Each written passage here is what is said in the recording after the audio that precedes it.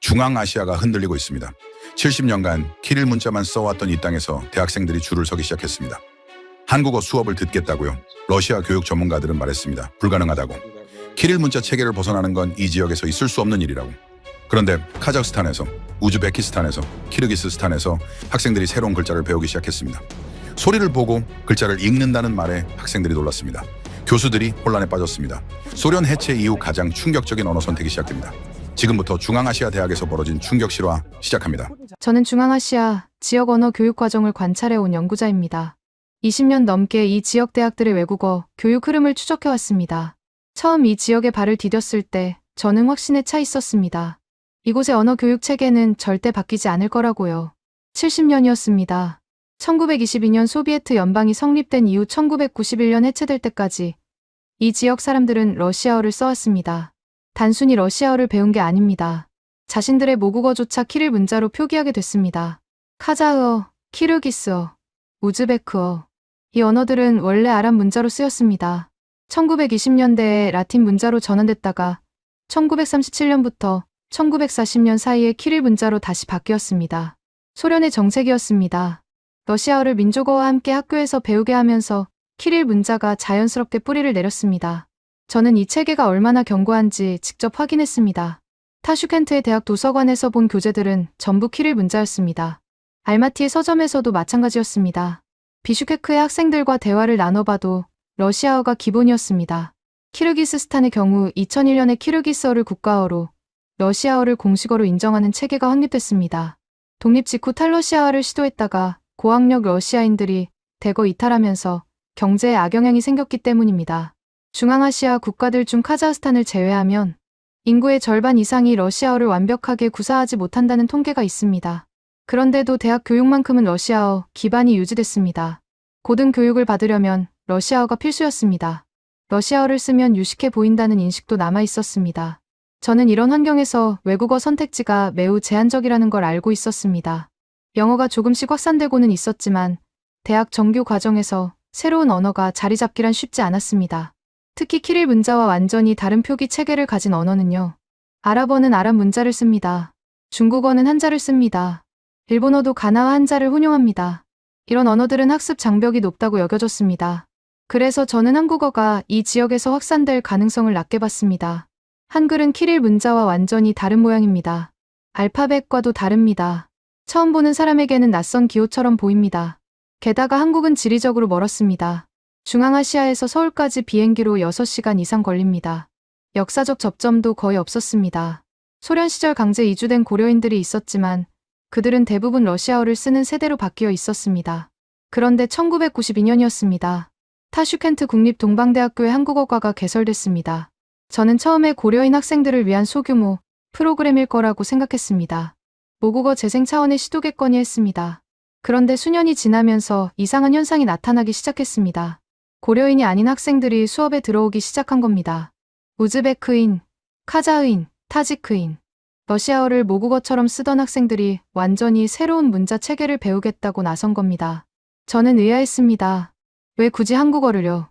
영어도 아니고 중국어도 아니고 아랍어도 아닌 한국어를 왜 선택하는 걸까요? 동료 연구자들도 비슷한 반응이었습니다. 일시적인 현상일 거라고요. 한류 드라마가 잠깐 유행하면서 생긴 호기심이겠지 했습니다. 몇 년 지나면 사라질 거라고요. 러시아어 기반 교육 체계가 70년 동안 유지된 지역에서 새로운 문자 체계가 뿌리내리는 건 불가능하다고 봤습니다. 저도 그 의견에 동의했습니다. 중앙아시아의 교육 구조는 너무 견고했습니다. 키릴 문자는 단순한 표기 체계가 아니었습니다. 이 지역 사람들의 사고방식 자체가 키릴 문자에 맞춰져 있었습니다. 러시아어 문법 구조에 익숙한 두뇌가 완전히 다른 언어 체계를 받아들인다는 건 쉬운 일이 아니었습니다. 그런데 2000년대 초반부터 숫자가 달라지기 시작했습니다. 한국어 수강생이 매년 늘었습니다. 한두 명이 아니었습니다. 수십 명 단위로 증가했습니다. 타슈켄트만이 아니었습니다. 사마르칸트에서도, 부하라에서도, 우르겐치에서도 한국어 교육에 대한 수요가 나타났습니다. 카자흐스탄의 알마티에서도, 키르기스스탄의 비슈케크에서도 같은 현상이 관측됐습니다. 저는 그때부터 뭔가 이상하다는 걸 느꼈습니다. 이건 단순한 유행이 아니었습니다. 학생들이 한국어를 선택하는 이유가 분명히 있었습니다. 저는 그 이유를 찾기로 했습니다. 70년간 키릴 문자만 써왔던 이 땅에서 도대체 무슨 일이 벌어지고 있는 건지 알아내야 했습니다. 그래서 저는 직접 현장으로 갔습니다. 타슈켄트의 대학 강의실에, 알마티의 세종학당에, 비슈케크의 한국어 수업에 참관했습니다. 학생들을 인터뷰했습니다. 교수들과 대화를 나눴습니다. 그리고 저는 제가 틀렸다는 걸 깨달았습니다. 이 지역에서 벌어지고 있는 건 단순한 외국어 학습이 아니었습니다. 언어 선택의 패러다임 자체가 바뀌고 있었습니다. 저는 2000년대 초반 타슈켄트에서 처음으로 한국어 수업을 참관했습니다. 동방대학교 한국어과 강의실이었습니다. 학생 수는 예상보다 적었습니다. 15명 남짓.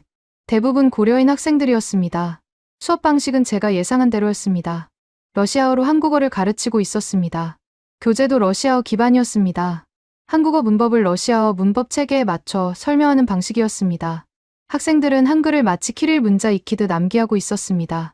기억은 영어의 지와 비슷하다. 니은은 N과 비슷하다. 이런 식으로요. 저는 교수에게 물었습니다. 학생들이 한글을 어느 정도 기간에 익히느냐고요. 교수는 한숨을 쉬었습니다. 한 학기는 걸린다고 했습니다. 기본 글자를 외우는 데만 몇 달이 필요하다고요. 받침이 들어가면 더 복잡해진다고 했습니다. 저는 고개를 끄덕였습니다. 예상은 답이었습니다. 키릴 문자에 익숙한 학생들에게 한글은 완전히 새로운 기호 체계였습니다. 33개의 키릴 문자를 쓰다가 24개의 한글 낮자를 배우는 건 쉬운 일이 아니었습니다. 게다가 한글은 모아쓰기를 합니다. 초성, 중성, 종성을 하나의 음절 단위로 묶어서 씁니다. 키릴 문자처럼 글자를 나란히 늘어놓는 방식과 달랐습니다. 당시 중앙아시아 대학들의 한국어 교육은 이런 상황이었습니다. 교육 인프라가 부족했습니다. 전문 교수진도 없었습니다. 동방대학교 한국어과의 경우 교육 과정이 러시아어로 진행되다 보니 대부분의 학생이 러시아어를 모국어로 하는 소수민족 출신이었습니다. 고려인, 러시아인, 타타르인이 주를 이뤘습니다. 현지 연구자들은 이런 상황을 당연하게 받아들였습니다. 한국어 교육이 고려인 커뮤니티를 위한 소규모 프로그램으로 남을 거라고 봤습니다. 우즈베크인이나 카자흐인이 한국어를 배울 이유가 없다고 생각했습니다. 러시아어와 영어면 충분하다고요. 저도 그렇게 생각했습니다. 그런데 2005년을 전후로 이상한 조짐이 나타났습니다. 키르기스스탄에서 한 연구자가 서울대학교 대학원에서 박사학위를 받고 귀국했습니다. 비슈케크 인문대학교 한국학과 출신으로 독립국가연합 지역에서 처음으로 서울대에서 학위를 받은 사람이었습니다. 이 연구자는 귀국 직후 모교 한국학과 부교수로 임용됐습니다. 저는 처음에 큰 의미를 두지 않았습니다. 한 명의 전문가가 귀국한 것뿐이라고요. 그런데 이 연구자가 한 말이 제 머릿속에 남았습니다. 체계적인 한국어 및 한국학 교육을 위해서는 전문적인 교육기관의 설립이 절실하다고요. 당시 키르기스스탄의 한국어 교육은 기초 수준에 머물러 있었습니다. 대학 과정에서도 한국어 교육 중심으로만 진행됐습니다. 한국학이라고 부를 수 있는 체계적인 교육은 없었습니다. 비슷한 시기에 우즈베키스탄에서도 변화가 감지됐습니다. 2002년 사마르칸트 국립외국어대학교의 한국어학과가 개설됐습니다. 동방대, 니자미 사범대와 함께 우즈베키스탄의 3대 한국어 고등교육기관으로 자리 잡기 시작했습니다. 학생 수가 조금씩 늘었습니다. 그런데 문제가 있었습니다. 교육의 질이었습니다. 전문 교수진이 부족했습니다. 교재도 제대로 갖춰지지 않았습니다. 동방대학교 한국어학과의 경우 한국어를 전혀 모르는 현지인이 학과장에 임명되는 상황까지 벌어졌습니다. 실력 있는 교수진들이 학교를 떠나면서 교육 시스템이 흔들리고 있었습니다. 카자흐스탄도 마찬가지였습니다. 알마티의 알파라비 카자흐스탄 국립대학교에 한국 관련 학과가 있었지만 규모는 작았습니다. 유라시아 국립대학교, 나자르바예프 대학교 등에도 한국어 과정이 개설되기 시작했지만 체계적인 교육 시스템이라고 부르기는 어려웠습니다. 저는 이 시기를 관찰하면서 한 가지 패턴을 발견했습니다. 수요는 늘어나는데 공급이 따라가지 못하고 있었습니다. 학생들은 한국어를 배우고 싶어 했습니다. 그런데 제대로 가르칠 수 있는 교수가 없었습니다. 교재가 없었습니다. 시스템이 없었습니다. 현지 교육 당국의 반응은 미온적이었습니다. 러시아어 기반 교육 체계가 여전히 주류였습니다. 한국어는 선택 과목 중 하나일 뿐이었습니다. 예산도 제한적이었습니다. 우즈베키스탄의 한 교육 관계자는 이렇게 말했습니다. 한국어 교육에 투자할 여력이 없다고요. 영어 교육도 제대로 못하는 상황에서 한국어까지 신경 쓸 수 없다고요. 저는 이 말에 어느 정도 동의했습니다. 중앙아시아 국가들은 소련 해체 이후 경제적으로 어려운 시기를 보내고 있었습니다. 교육 예산이 부족했습니다. 새로운 언어 교육 프로그램을 도입할 여유가 없었습니다. 한국어 교육이 확대되기는 어려워 보였습니다. 그런데 한국에서는 조용히 무언가가 진행되고 있었습니다. 2007년 세종학당재단이 설립됐습니다. 해외에서 한국어와 한국 문화를 보급하기 위한 기관이었습니다. 처음에는 소규모로 시작했습니다. 그런데 중앙아시아에 세종학당이 하나둘 생기기 시작했습니다. 카자흐스탄 알마티에, 우즈베키스탄 타슈켄트에, 키르기스스탄 비슈케크에. 저는 이 움직임을 주시했습니다. 세종학당은 현지 대학이나 문화원과 협력해서 운영됐습니다. 한국에서 교재를 보냈습니다. 교원 연수 프로그램을 제공했습니다. 체계적인 커리큘럼을 도입했습니다. 2010년대에 들어서면서 변화의 속도가 빨라졌습니다. 우즈베키스탄에서 놀라운 일이 벌어졌습니다. 2015년부터 2017년 사이에 한국어 국정교과서가 발간된 겁니다. 우즈베키스탄 정부와 한국교육원이 함께 만든 교재였습니다. 한국어가 외국어 국정교과서로 발간된 건 영어에 이어 두 번째였습니다. 이게 무슨 의미인지 아십니까? 우즈베키스탄에서는 국가가 승인한 국정교과서만 학교에서 활용할 수 있습니다. 고등학교에서는 국정교과서가 있는 외국어만 제1외국어로 채택 가능합니다. 한국어가 국정교과서를 갖게 됐다는 건 정규 교육 과정에 편입될 수 있는 자격을 얻었다는 뜻이었습니다. 저는 이 소식을 듣고 깜짝 놀랐습니다. 70년간 러시아어 중심으로 운영되던 교육체계에 한국어가 공식적으로 들어온 겁니다. 영어 다음이었습니다. 중국어보다 앞섰습니다. 아랍어보다 앞섰습니다. 일본어보다 앞섰습니다. 현지 교육 관계자들 사이에서 의문이 제기됐습니다. 왜 한국어인가? 중국어가 먼저 아닌가? 중국은 지리적으로 가깝습니다. 경제적 영향력도 큽니다. 1대1로 정책으로 중앙아시아에 투자를 늘리고 있었습니다. 러시아어 다음으로 배워야 할 언어는 중국어라고 생각하는 사람이 많았습니다. 그런데 학생들의 선택은 달랐습니다. 한국어 수업에 학생들이 몰렸습니다. 한국어 능력 시험 토픽 응시생 수가 급증했습니다. 우즈베키스탄의 경우 2014년 2,652명이 응시했는데 2018년에는 6,183명으로 2배 이상 늘었습니다. 시험 시행 횟수도 연 2회에서 연 4회로 늘어났습니다. 한 교육원 관계자는 이렇게 전했습니다. 한국어 능력 시험 원서 접수 날에는 인파가 몰려서 경찰이 교통 정리를 할 정도라고요. 저는 의문이 생겼습니다. 도대체 왜 한국어인가? 학생들이 한국어를 선택하는 진짜 이유가 뭔가? 한류 때문인가? K-팝 때문인가? 한국 드라마 때문인가? 물론 그런 요소도 있었습니다. 2000년대 초반부터 한류 드라마가 중앙아시아에 퍼지기 시작했습니다. K-팝 아이돌 그룹의 인기도 높아졌습니다. 학생들은 한국 드라마를 보고 한국 노래를 들었습니다. 그런데 그것만으로는 설명이 안 됐습니다. 일본 애니메이션도 인기가 있었습니다. 중국 영화도 나왔습니다. 그런데 왜 유독 한국어 학습자만 이렇게 늘어나는 걸까요? 저는 학생들을 직접 인터뷰하기로 했습니다. 왜 한국어를 선택했느냐고 물었습니다. 답은 의외였습니다. 한 학생이 말했습니다. 한글이 배우기 쉬웠다고요. 처음에는 이상하게 생긴 글자라고 생각했는데 규칙을 알고 나니까 금방 읽을 수 있었다고요. 다른 학생도 비슷한 말을 했습니다. 글자를 보면 소리가 보인다고요. 키릴 문자는 그냥 외워야 하는데 한글은 원리가 있다고요. 저는 그 말을 듣고 멈칫했습니다. 글자를 보면 소리가 보인다. 이건 제가 알고 있는 한글의 특성이었습니다. 한글은 발음 기관의 모양을 본떠서 만든 문자입니다. 자질 문자라고 불립니다. 소리의 자질이 글자 모양에 반영된 문자 체계입니다. 그런데 중앙아시아 학생들이 그걸 알아챈 겁니다. 교수가 가르쳐줘서가 아니었습니다. 스스로 배우면서 느낀 거였습니다. 한글에는 뭔가 다른 원리가 있다는 거요. 저는 그때 깨달았습니다. 이건 단순한 유행이 아니구나. 뭔가 근본적인 변화가 시작되고 있구나. 저는 2018년 타슈켄트에 다시 갔습니다. 5년 만이었습니다. 공항에서 시내로 들어오는 길에 눈에 띄는 게 있었습니다. 거리에 한글 간판이 보였습니다. 한국 음식점, 한국어 학원, 한국 화장품 가게. 5년 전에는 없던 풍경이었습니다. 택시 기사에게 물었습니다. 한국 가게가 많아졌느냐고요. 기사가 웃으면서 말했습니다. 요즘 젊은 사람들은 다 한국어를 배운다고요. 한국 회사에 취직하려면 한국어를 해야 한다고요. 저는 그 말에 귀가 솔깃했습니다. 한국 회사라. 중앙아시아에 한국 기업이 얼마나 있을까요? 사실 한국 기업의 중앙아시아 진출은 1990년대부터 시작됐습니다. 대표적인 게 대우그룹이었습니다. 1996년 우즈베키스탄의 중앙아시아 최초의 자동차 공장을 세웠습니다. 당시로서는 파격적인 투자였습니다. 소련 해체 직후 불안정한 시기에 대규모 공장을 짓겠다고 나선 겁니다. 이 공장은 이후 국유화됐지만 한국 자동차의 흔적은 남았습니다. 타슈켄트 거리에서 한국에서는 오래전 단종된 대우차 티코를 쉽게 볼 수 있었습니다. 우즈베키스탄 사람들에게 한국은 자동차를 만드는 나라로 인식됐습니다. 그런데 2010년대 들어서면서 한국 기업의 진출 양상이 달라졌습니다. 제조업뿐 아니라 서비스업, 건설업, 정보통신업 분야로 확대됐습니다. 삼성, LG 같은 대기업부터 중소기업까지 다양한 회사들이 들어왔습니다. 기업들이 들어오면서 인력 수요가 생겼습니다. 한국어를 할 수 있는 현지인 직원이 필요했습니다. 통역, 번역, 현지 마케팅, 고객 응대. 한국어 능력이 취업의 무기가 됐습니다. 저는 타슈켄트에서 한 한국 건설 회사에서 통역으로 일하는 젊은 여성을 만났습니다. 유라시아 국립대학교에서 한국학을 전공했다고 했습니다.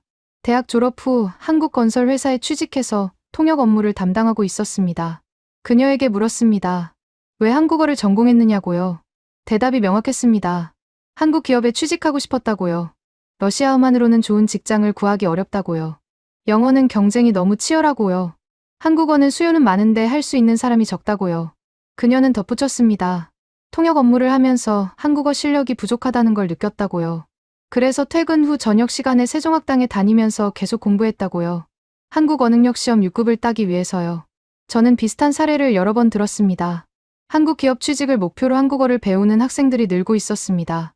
단순한 문화적 호기심이 아니었습니다. 경제적 동기였습니다. 한국어가 취업 경쟁력이 됐습니다. 이 현상은 우즈베키스탄만의 일이 아니었습니다. 카자흐스탄에서도 비슷한 흐름이 나타났습니다. 카자흐스탄은 중앙아시아에서 경제 규모가 가장 큰 나라입니다. 천연 자원이 풍부합니다. 석유, 천연가스, 우라늄. 한국 기업들이 에너지 분야에서 협력 사업을 진행하고 있었습니다. 건설, 인프라 분야에서도 한국 기업의 참여가 늘었습니다. 알마티에서 만난 한 대학 교수는 이렇게 말했습니다. 한국 기업들이 들어오면서 한국어 수요가 급증했다고요. 예전에는 한국어가 졸업생이 일자리를 찾기 어려웠는데 지금은 졸업 전에 취업이 결정되는 경우도 있다고요. 기업의 움직임과 함께 정부 차원의 변화도 있었습니다. 우즈베키스탄 정부는 한국어 교육 확대를 지원하기 시작했습니다. 2018년 기준으로 우즈베키스탄 내 초중등학교 34곳과 대학교 13곳에서 한국어를 정규 과목으로 가르치고 있었습니다. 학생 수는 1만 1,400여 명이었습니다. 정규학교 외에도 한국교육원 한국어 강좌에 3,700여 명, 한글학교 53개에 3,400여 명이 등록돼 있었습니다. 전체 약 2만 명의 학생이 한국어를 배우고 있었습니다. 그런데 진짜 놀라운 일은 2018년 9월에 벌어졌습니다. 타슈켄트 국립동방대학교의 중앙아시아 최초로 한국학 단과대학이 개설됐습니다. 한국어과가 아니라 단과대학이었습니다. 한국정치경제과와 한국역사문화과가 신설됐습니다. 단순히 언어만 가르치는 게 아니라 한국이라는 나라 전체를 학문적으로 연구하는 체계가 만들어진 겁니다. 저는 이 소식을 듣고 동방대학교를 찾아갔습니다. 새로 개설된 한국학 단과대학 건물을 둘러봤습니다. 강의실에는 한국에서 보낸 교재들이 쌓여 있었습니다. 벽에는 한글 포스터가 붙어 있었습니다. 학생들이 한국어로 대화하는 소리가 들렸습니다. 학과장을 만났습니다. 그는 한국학 단과대학 설립의 의미를 설명했습니다. 이제 우즈베키스탄에서 한국어는 단순한 외국어가 아니라고요. 한국이라는 나라를 종합적으로 이해하고 연구하는 학문 분야가 됐다고요. 졸업생들은 통역이나 번역뿐 아니라 외교, 무역, 문화 교류 분야에서 활동할 수 있다고요. 저는 물었습니다. 왜 하필 한국인가요? 중국학이나 일본학도 있을 텐데요. 학과장이 대답했습니다. 학생들이 선택했다고요. 한국에 대한 관심이 다른 나라보다 훨씬 높다고요. 수요가 있으니까 공급을 만든 거라고요. 같은 시기에 키르기스스탄에서도 움직임이 있었습니다. 2017년 비슈케크의 중앙아시아 한국대학이 설립됐습니다. 기존의 키르기즈 한국대학을 기반으로 한국어 및 한국학의 질적 발전을 목표로 세운 대학이었습니다. 한국어학과와 한국어 통역학과 외에 6개의 학과에서도 한국어를 부전공으로 배울 수 있게 됐습니다. 이 대학을 설립한 연구자를 만났습니다. 비슈케크 인문대학교에서 한국어를 전공한 첫 번째 졸업생이었습니다. 1997년에 한국 정부 초청 국비유학생으로 선발돼 서울대에서 석사와 박사 학위를 받은 사람이었습니다. 그는 이렇게 말했습니다. 1991년 구소련 해체 이후 키르기스스탄의 한국어 교육은 대학을 비롯한 다양한 교육기관에서 진행돼 왔다고요. 그런데 한국어 교육 중심으로만 진행된 시스템에 한계가 있었다고요. 한국학이라고 부를 수 있는 체계적인 교육이 필요했다고요. 그래서 전문 교육기관을 설립한 겁니다. 초중고등학교와 대학을 연결하는 한국어 특성화 교육기관으로요. 매년 신입생이 늘고 있다고 했습니다. 카자흐스탄에서도 한국어 교육 인프라가 확대됐습니다. 알마티 알파라비 카자흐스탄 국립대학교, 카자흐스탄 국제관계대학교 등 7개 대학에 한국 관련 학과가 개설됐습니다. 수도 아스타나의 나자르바예프 대학교, 유라시아 국립대학교에도 한국어 과정이 운영되기 시작했습니다. 세종학당도 늘어났습니다. 2017년 세종학당재단은 카자흐스탄 알마티에서 중앙아시아 세종학당 워크숍을 개최했습니다. 몽골, 우즈베키스탄, 카자흐스탄, 키르기스스탄, 타지키스탄 5개국 12개소 세종학당 관계자들과 한국어 교육 관련 학과 교수, 대학생 등 100여 명이 참석했습니다. 저는 이 워크숍을 참관했습니다. 각 나라 세종학당 관계자들이 운영 사례를 공유하고 중장기 발전 방안을 논의했습니다. 한국에서 온 강사들이 한국어 발음 교육과 교수법에 대한 강의를 진행했습니다. 워크숍이 끝난 후 한 참가자와 대화를 나눴습니다. 타지키스탄 세종학당에서 온 교원이었습니다. 그녀는 이렇게 말했습니다. 타지키스탄에서도 한국어 수요가 늘고 있다고요. 학생들이 한국 드라마를 보면서 한국어에 관심을 갖게 됐는데 배우다 보니까 다른 언어와 다르다는 걸 느낀다고요. 다른 언어와 다르다. 저는 그 말이 계속 귀에 맴돌았습니다. 학생들이 한국어를 배우면서 느끼는 차이점이 뭘까요? 키릴 문자와 한글의 차이, 러시아어 문법과 한국어 문법의 차이. 그런 기술적인 차이만이 아닌 것 같았습니다. 저는 직접 확인하기로 했습니다. 타슈켄트의 한 고등학교 한국어 수업을 참관했습니다. 35학교라는 곳이었습니다. 한국어를 정규 과목으로 채택한 학교였습니다. 수업을 듣는 학생들은 15세에서 17세 사이였습니다. 한글을 배운 지 1년 정도 된 학생들이었습니다. 선생님이 칠판에 한글을 썼습니다. 학생들이 따라 읽었습니다. 수업이 끝난 후 두 학생을 인터뷰했습니다. 마마자노바 마지나와 아흐메도바 세빈치. 둘 다 11학년 학생이었습니다. 한국어가 어렵지 않냐고 물었습니다. 마지나가 대답했습니다. 어렵지 않다고요. 매우 재미있다고요. 케이팝을 너무 좋아하고 춤도 춘다고요. 세빈치도 거들었습니다. 한글을 배우는 게 신기하다고요. 글자를 보면 어떻게 발음하는지 알 수 있다고요. 러시아어는 그렇지 않은데 한글은 규칙이 있다고요. 저는 그 말을 듣고 질문을 바꿨습니다. 한글을 배울 때 가장 놀라웠던 게 뭐냐고요. 세빈치가 생각하더니 대답했습니다. 기역, 니은, 디귿. 이 글자들이 입 모양을 본뜬 거라는 걸 알았을 때요. 진짜 그렇게 생겼더라고요. 혀가 어디에 닿는지 보면 글자 모양이랑 비슷해요.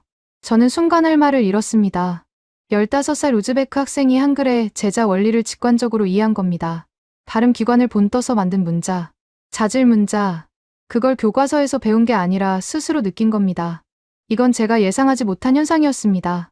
한글이 가진 과학적 원리가 키릴 문자에 익숙한 학생들에게도 직관적으로 전달되고 있었습니다. 배우기 쉽다는 말이 단순한 표현이 아니었습니다. 진짜로 배우기 쉬운 구조였습니다. 저는 그제야 중앙아시아에서 한국어 학습자가 급증하는 이유를 이해하기 시작했습니다. 저는 2019년에 중앙아시아 전역을 다시 돌았습니다. 우즈베키스탄, 카자흐스탄, 키르기스스탄. 세 나라를 한 달 동안 방문했습니다. 한국어 교육 현장의 변화를 직접 확인하고 싶었습니다. 가장 먼저 눈에 띈 건 숫자였습니다. 우즈베키스탄에서 한국어를 채택한 학교가 급증했습니다. 2018년에 34개였던 초중등학교가 2024년 기준으로 99개로 늘었습니다. 5년 만에 3배 가까이 증가한 겁니다. 대학도 마찬가지였습니다. 한국어 관련 학과를 운영하는 대학이 계속 늘어났습니다. 카자흐스탄에서도 비슷한 현상이 나타났습니다. 알마티와 아스타나를 중심으로 한국어 학원이 우후죽순 생겼습니다. 한 현지 관계자는 이렇게 말했습니다. 한국어 사설학원만 100여 개가 운영 중이라고요. 한국어 능력 시험 점수를 단기간에 올리려는 학생들이 주요 고객이라고요. 그런데 진짜 변화는 다른 데서 왔습니다. 한국 유학이었습니다. 우즈베키스탄에서 한국으로 떠나는 유학생 수가 폭발적으로 증가했습니다. 2014년에 754명이었던 유학생 수가 2018년에는 7,555명으로 늘었습니다. 4년 만에 10배가 된 겁니다. 저는 이 숫자를 보고 놀랐습니다. 중앙아시아에서 한국 유학 붐이 일어나고 있었습니다. 학생들의 목표는 분명했습니다. 한국어 능력 시험 6급을 따서 한국 대학에 진학하는 것. 졸업 후 한국 기업에 취업하거나 우즈베키스탄으로 돌아와 한국 관련 분야에서 일하는 것.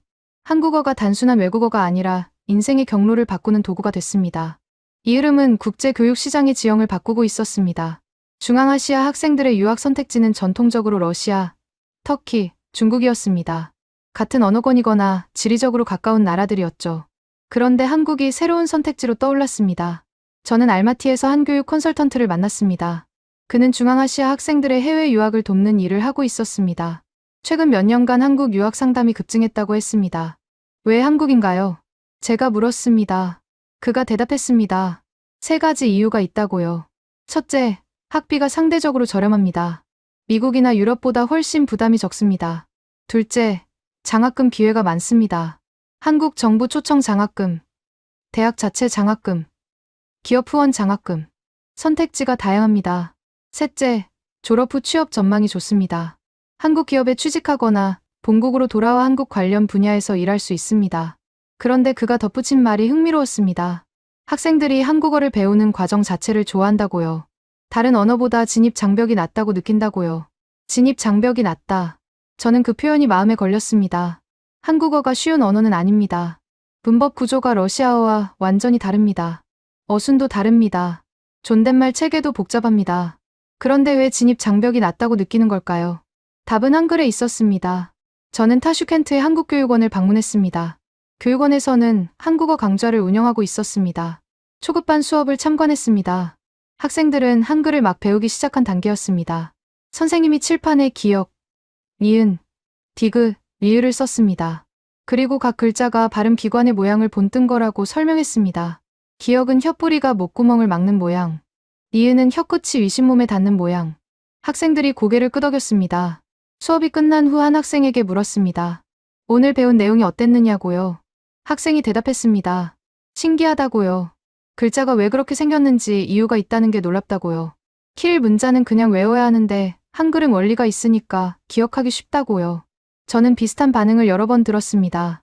카자흐스탄에서도, 키르기스스탄에서도 학생들이 한글의 제자 원리에 감탄하는 모습을 봤습니다. 발음 기관을 본떠서 만든 문자, 획을 더하면 소리가 세진다. 이런 규칙성이 학습 부담을 줄여주고 있었습니다. 2023년에 또 다른 변화가 있었습니다. 세종학당재단이 해외 현장 실습 프로그램을 확대했습니다. 기존에는 국내에서만 진행하던 한국어 교원 양성과정 실습을 해외로 확장한 겁니다. 첫 번째 해외 실습 장소가 카자흐스탄 알마티였습니다. 몽골, 우즈베키스탄, 카자흐스탄, 키르기스스탄, 타지키스탄 5개국 9개소. 세종학당의 한국어 교원 30명이 참가했습니다. 한국어 교육 실무 전문성을 높이기 위한 프로그램이었습니다. 저는 이 프로그램의 의미를 주목했습니다. 한국어 교육의 질을 높이려는 체계적인 시도였습니다. 단순히 세종학당을 늘리는 게 아니라 교원의 역량을 강화하는 방향으로 전략이 바뀌고 있었습니다. 2024년에는 더 놀라운 일이 벌어졌습니다. 세계 한국어 교육자 대회에서 카자흐스탄 세종학당 교원이 최우수상을 받았습니다. 외국인으로서는 처음으로 문화체육관광부 장관상을 수상한 겁니다. 바이마간베 토바딜바르, 28살의 카자흐스탄 여성이었습니다. 그녀는 세종학당 학습자 출신이었습니다. 한국어를 배운 학생이 한국어를 가르치는 교사가 된 케이스였습니다. 그녀의 수상 비결은 게임 교수법이었습니다. 이름표 뜯기 게임, 단어 카드, 게임 등을 활용해서 학습자들이 어휘와 문법을 재미있게 익힐 수 있도록 했습니다. 학생들의 출석률과 어휘력이 향상됐고 교사와 학생 사이의 관계도 친밀해졌습니다. 저는 그녀의 인터뷰를 읽었습니다. 그녀는 이렇게 말했습니다. 자음과 모음 등 한글 구성과 발음에 매료돼 한국어 교사의 길로 들어서게 됐다고요. 한국어는 앞으로 경쟁력 있는 언어가 될 거라고요. 중앙아시아에서 한국어 교육의 선순환 구조가 만들어지고 있었습니다. 학생이 교사가 되고 그 교사가 다시 학생을 가르치는 구조. 현지인 교원이 늘어나면서 교육의 지속 가능성이 높아지고 있었습니다. 저는 2024년 말 키르기스스탄 남부 잘라라바드를 방문했습니다. 비슈케크에서 차로 6시간 거리였습니다. 산악 지형을 따라 구불구불한 도로가 이어졌습니다. 중앙아시아에서도 가장 외진 지역 중 하나였습니다. 이곳에 왜 왔느냐고요. 잘라라바드 국립대학교에서 한국어 정규 교육과정 도입을 공식화했다는 소식을 들었기 때문입니다. 키르기스스탄 남부 지역 최초였습니다. 대학 캠퍼스에 도착했습니다. 건물은 소련시대에 지어진 것처럼 보였습니다. 낡은 콘크리트 벽, 좁은 복도. 그런데 한쪽 건물에서 공사가 진행되고 있었습니다. 무슨 공사냐고 물었습니다. 한국어 교육 전용 공간을 만드는 거라고 했습니다. 대학 관계자를 만났습니다. 그는 이렇게 설명했습니다. 한국 기업 취업, 한국 유학, 문화 교류에 대한 학생들의 관심이 매우 높아지고 있다고요. 지속 가능한 한국어 교육 기반을 마련하는 것이 시급하다고요. 잘라라바드는 비슈케크에서 멀리 떨어진 지방 도시입니다. 한국과의 접점이 거의 없는 곳입니다.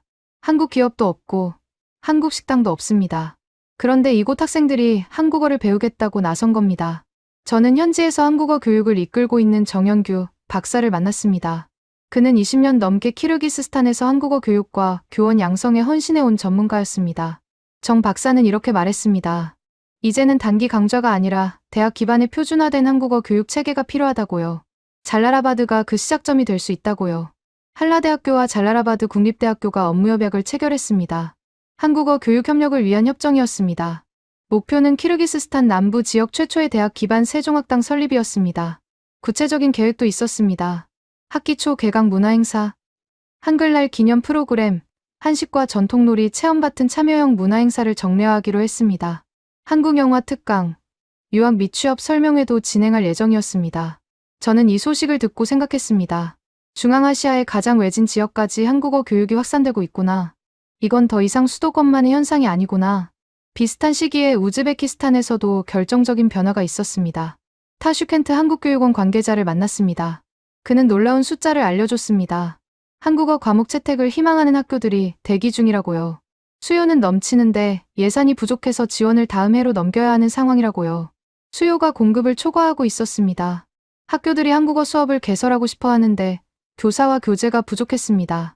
한국어 교육에 대한 열망이 시스템의 한계를 넘어서고 있었습니다. 저는 구체적인 데이터를 확인했습니다. 우즈베키스탄 전국에서 한국어를 정규 과목으로 배우는 학생 수는 계속 증가하고 있었습니다. 비정규 교육기관까지 포함하면 전체 약 2만 명이 한국어를 학습하고 있었습니다. 그런데 진짜 충격적인 건 학생들의 동기였습니다. 저는 타슈켄트의 한 고등학교에서 설문조사를 진행했습니다. 한국어를 선택한 이유를 물었습니다. 예상대로 K-팝, 한국 드라마를 좋아해서라는 답이 많았습니다. 한국 기업에 취직하고 싶어서라는 답도 있었습니다. 그런데 의외의 답이 있었습니다. 한글이 배우기 쉬워서, 글자를 보면 발음을 알 수 있어서, 규칙이 있어서 외우기 편해서, 학생들의 상당수가 한글 자체의 특성을 언급했습니다. 저는 같은 질문을 카자흐스탄과 키르기스스탄에서도 했습니다. 결과는 비슷했습니다. 한글의 학습 용이성을 언급하는 학생들이 많았습니다. 이건 제가 예상하지 못한 패턴이었습니다.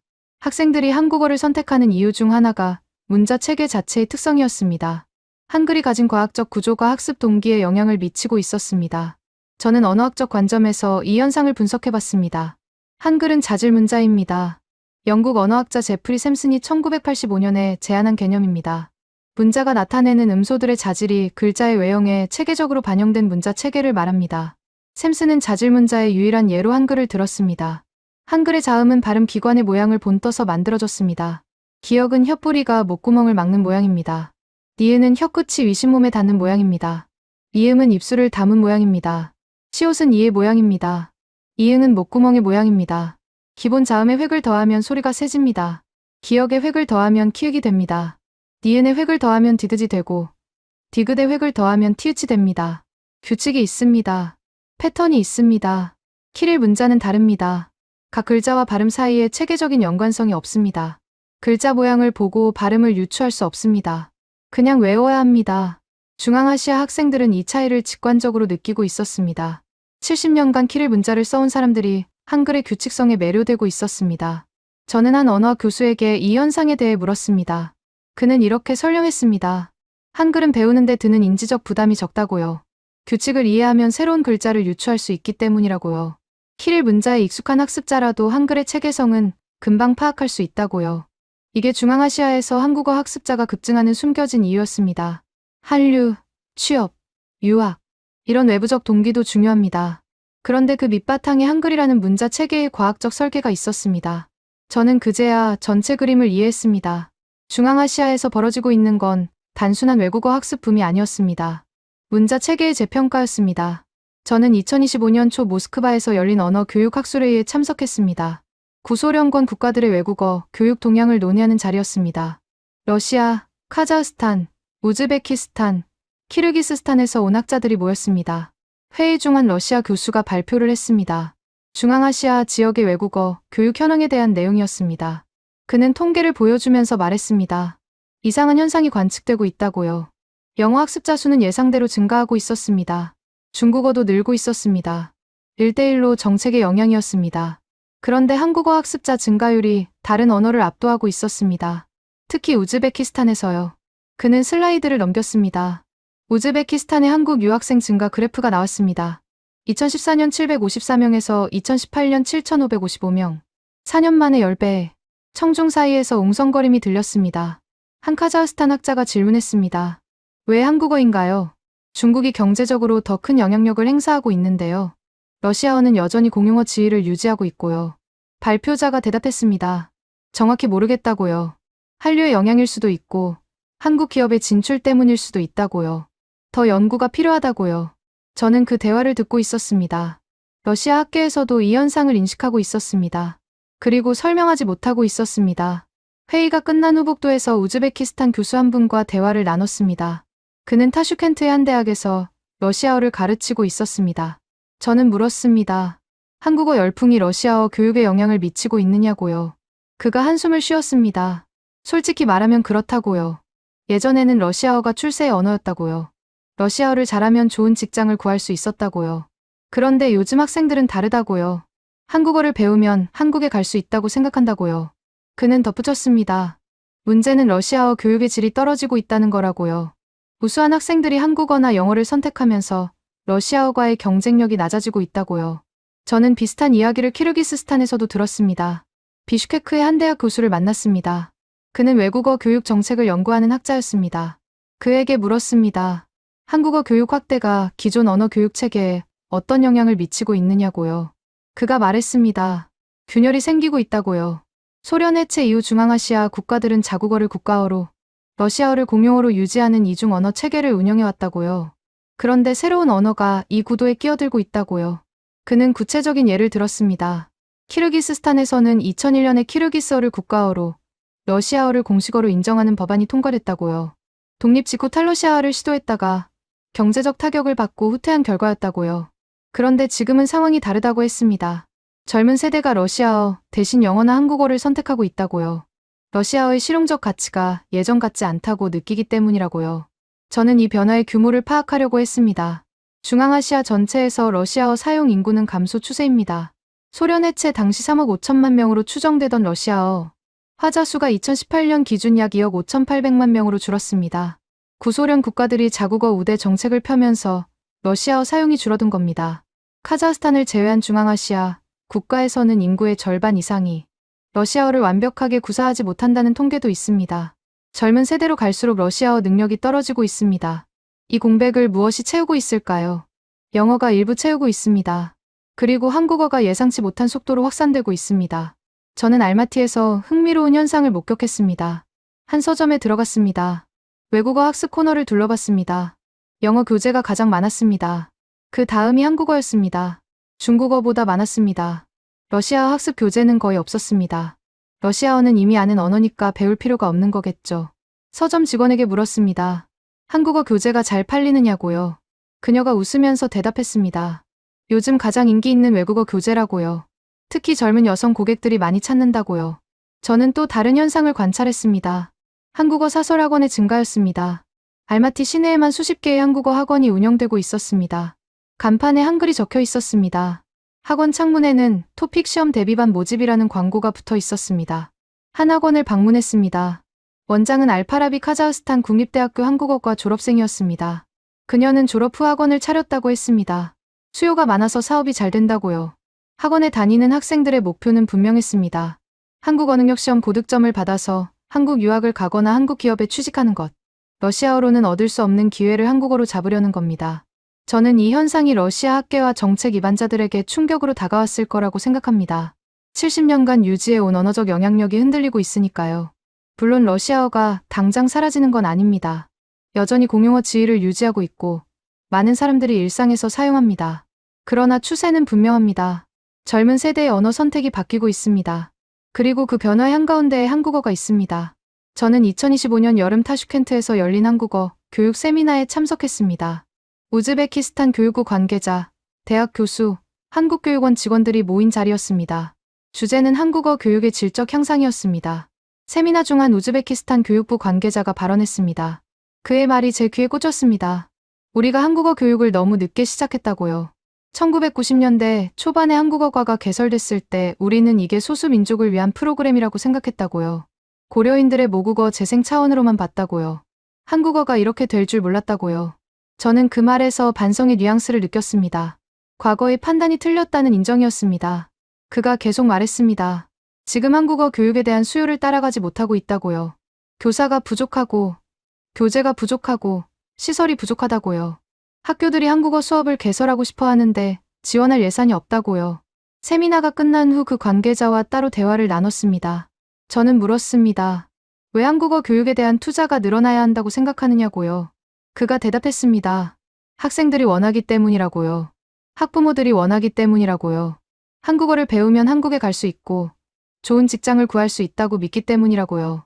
우리 교육 시스템이 이 수요에 응답해야 한다고요. 저는 비슷한 변화를 카자흐스탄에서도 목격했습니다. 알마티 한국교육원을 방문했습니다. 교육원 관계자가 최근 동향을 설명해 줬습니다. 카자흐스탄 정부가 한국어 교육 확대에 긍정적인 입장을 보이고 있다고요. 세종학당 추가 설립에 대한 논의가 진행 중이라고요. 그는 덧붙였습니다. 예전에는 한국어가 마이너 외국어 취급을 받았다고요. 영어, 러시아어, 중국어가 주류였고 한국어는 관심 밖이었다고요. 그런데 지금은 다르다고요. 한국어 능력이 취업 시장에서 경쟁력이 된다는 걸 정부도 인식하기 시작했다고요. 키르기스스탄에서도 변화의 조짐이 보였습니다. 비슈케크에서 만난 대학 교수가 이런 말을 했습니다. 키르기스스탄 교육부에서 한국어 교육 확대 방안을 검토하고 있다고요. 지방대학에도 한국어 과정을 개설하는 방안이 논의 중이라고요. 잘라라바드 국립대학교의 사례가 선례가 됐습니다. 남부 지역에서 한국어 정규 교육 과정이 시작되면서 다른 지방대학들도 관심을 보이기 시작했습니다. 저는 이 변화의 의미를 곱씹어봤습니다. 중앙아시아 국가들이 한국어를 다시 보기 시작했습니다. 과거에는 한국어를 변방의 언어로 취급했습니다. 고려인 커뮤니티를 위한 소수 언어, 한류 팬들의 취미 언어 정도로 봤습니다. 그런데 지금은 다릅니다. 한국어가 경제적 가치를 가진 언어로 인정받고 있습니다. 이 변화는 단순히 한국의 경제력 때문만이 아니었습니다. 물론 한국 기업의 진출, 한국 유학의 기회, 한국과의 교역 확대가 중요한 요인이었습니다. 그런데 그 밑바탕에 한글이라는 문자 체계가 있었습니다. 저는 세미나에서 만난 한 우즈베키스탄 교수와 이 주제로 깊은 대화를 나눴습니다. 그는 언어학을 전공한 학자였습니다. 그에게 물었습니다. 한글의 어떤 점이 중앙아시아 학생들에게 매력적이냐고요. 그가 말했습니다. 규칙성이라고요. 한글은 배우는데 드는 시간이 다른 문자보다 짧다고요.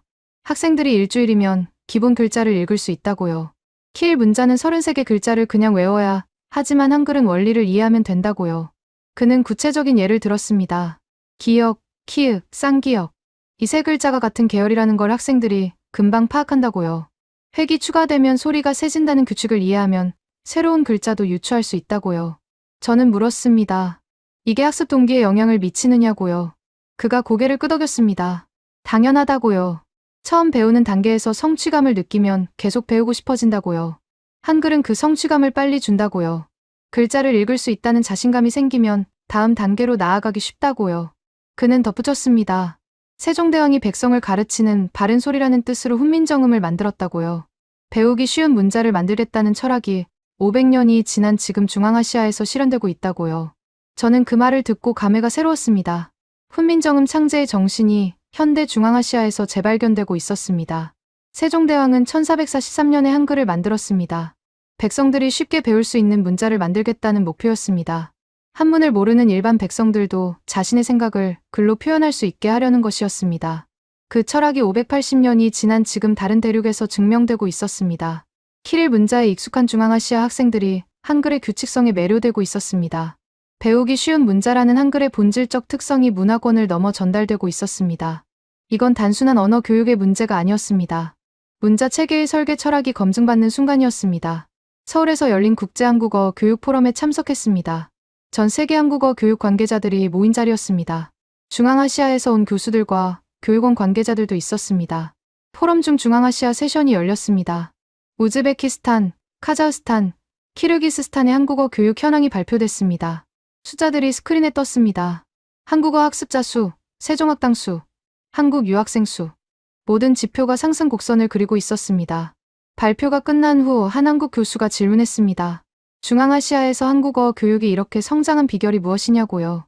카자흐스탄에서 온 교수가 대답했습니다. 학생들이 한글을 좋아한다고요. 처음에는 케이팝 때문에 관심을 갖지만 배우다 보면 한글 자체의 매력에 빠진다고요. 글자가 소리를 보여준다는 걸 알게 되면 더 열심히 배운다고요. 저는 그 대답을 들으면서 지난 20년간의 변화를 되돌아봤습니다. 2005년에 제가 처음 중앙아시아 한국어 교육 현장을 방문했을 때 상황은 암담했습니다. 교수진이 부족했고, 교재가 없었고, 시스템이 갖춰지지 않았습니다. 한국어는 고려인 커뮤니티를 위한 소규모 프로그램에 불과했습니다. 그런데 20년이 지난 지금 중앙아시아는 세계에서 가장 역동적인 한국어 교육 시장 중 하나가 됐습니다. 우즈베키스탄에서만 99개 학교에서 한국어를 가르치고 있습니다. 한국학단과대학이 설립됐습니다. 매년 수천 명의 학생이 한국 유학을 떠나고 있습니다. 이 변화는 일방적인 게 아니었습니다. 한국과 중앙아시아 양쪽 모두에게 이익이 되는 구조였습니다. 한국 입장에서 중앙아시아는 새로운 한국어 교육 시장이었습니다. 세종학당재단은 이 지역에 적극적으로 투자했습니다. 교원 양성 프로그램을 확대하고 교재를 개발하고 현지 대학과 협력 관계를 구축했습니다. 중앙아시아 국가들 입장에서 한국어는 새로운 기회의 언어였습니다. 한국 기업 취업, 한국 유학, 한국과의 교역, 러시아어만으로는 얻을 수 없는 기회들이 열렸습니다. 젊은 세대에게 한국어는 미래를 여는 열쇠가 됐습니다. 저는 포럼에서 만난 키르기스스탄 교육 관계자와 대화를 나눴습니다. 그는 중앙아시아 한국대학 소속이었습니다. 그에게 물었습니다. 앞으로 중앙아시아 한국어 교육이 어떻게 발전할 거라고 보느냐고요. 그가 대답했습니다. 한국어 교육에서 한국학 교육으로 확장될 거라고요. 단순히 언어만 가르치는 게 아니라 한국의 역사, 문화, 경제, 정치를 종합적으로 연구하는 방향으로 가고 있다고요. 그는 덧붙였습니다. 이건 양국 모두에게 좋은 일이라고요. 한국을 깊이 이해하는 중앙아시아 전문가가 늘어나면 양국 관계가 더 단단해진다고요. 문화적, 경제적 교류가 확대된다고요. 저는 고개를 끄덕였습니다. 그의 말이 맞았습니다. 중앙아시아와 한국의 관계는 과거에는 피상적이었습니다. 고려인이라는 역사적 연결고리가 있었지만 실질적인 교류는 제한적이었습니다. 지리적 거리, 언어 장벽, 문화적 차이, 이런 요소들이 양국 관계의 발전을 가로막았습니다. 그런데 한국어 교육이 그 장벽을 허물고 있었습니다. 중앙아시아 젊은이들이 한국어를 배우면서 한국을 이해하기 시작했습니다. 한국에 유학을 가서 한국 사회를 경험했습니다. 한국 기업에서 일하면서 한국식 비즈니스 문화를 익혔습니다. 이들이 본국으로 돌아가면 한국과 중앙아시아를 연결하는 가교 역할을 합니다. 통역, 번역, 무역, 외교, 다양한 분야에서 양국 관계를 심화시키는 인재가 되는 겁니다. 저는 이 현상의 핵심에 한글이 있다고 생각합니다. 한글은 배우기 쉬운 문자입니다. 이건 단순한 홍보 문구가 아니라 중앙아시아 현장에서 증명된 사실입니다. 키릴 문자에 익숙한 학생들이 한글의 규칙성을 빠르게 파악하고 있습니다. 일주일이면 기본 글자를 읽을 수 있다는 말이 과장이 아니었습니다. 이 학습 용이성이 진입 장벽을 낮췄습니다. 한국어에 관심을 가진 학생들이 쉽게 첫 발을 뗄 수 있었습니다. 처음 배우는 단계에서 성취감을 느끼면서 학습 동기가 강화됐습니다. 그리고 그 동기가 한국 유학, 한국 취업으로 이어졌습니다. 세종대왕이 580년 전에 만든 문자가 지금 중앙아시아에서 새로운 역할을 하고 있습니다. 백성을 가르치는 바른 소리라는 훈민정음의 정신이 국경을 넘어 실현되고 있습니다. 저는 이 변화가 앞으로도 계속될 거라고 봅니다. 중앙아시아의 젊은 세대는 새로운 기회를 찾고 있습니다. 러시아어만으로는 충분하지 않다는 걸 알고 있습니다. 영어는 경쟁이 치열합니다. 중국어는 어렵습니다. 한국어는 그 사이에서 독특한 위치를 차지하고 있습니다. 배우기 쉽고 기회가 많고 문화적 매력이 있습니다. 한국도 이 기회를 놓치지 말아야 합니다. 중앙아시아는 인구 7천만 명의 시장입니다. 천연자원이 풍부합니다. 지정학적으로 중요한 위치에 있습니다. 한국어를 배운 중앙아시아 인재들은 양국 관계를 발전시키는 핵심 자원이 됩니다. 저는 포럼이 끝난 후 서울 거리를 걸으면서 생각했습니다. 중앙아시아 어딘가에서 지금 이 순간에도 학생들이 한글을 배우고 있을 겁니다. 기역, 니은, 디귿을 따라 쓰면서 글자가 소리를 닮았다는 걸 발견하고 있을 겁니다. 그 발견이 한국어 학습으로 이어지고 한국 유학으로 이어지고 양국 관계의 미래로 이어질 겁니다. 한글이 만들어낸 변화입니다. 580년 전 세종대왕의 선택이 지금 열매를 맺고 있습니다.